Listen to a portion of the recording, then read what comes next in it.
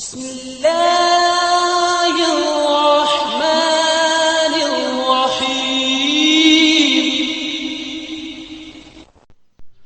رسول اللہ صلی اللہ علیہ وآلہ وسلم نے فرمایا، اللہ تعالیٰ بندے کی توبہ کو اس وقت تک قبول فرماتا ہے جب تک غرغرہ نہ ہو جائے، اور ایک روایت میں فرمایا، اللہ اپنے بندے کی توبہ پر اس شخص سے بھی زیادہ خوش ہوتا ہے جس کی سواری بیابان میں گم ہو جائے، اس پر اس کا کھانا پینا ہو، پھر اچانک وہ اسے پا لے۔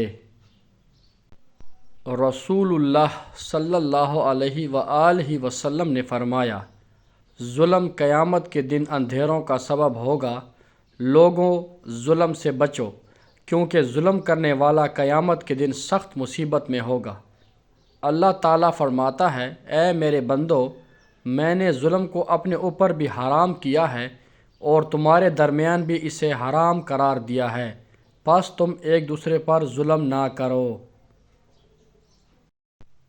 دوستو، اگر آپ کو احادیث نبوی صلی اللہ علیہ وآلہ وسلم سننا اور سیکھنا پسند ہے تو ابھی میرے اس چینل کو سبسکرائب کریں۔ شکریہ۔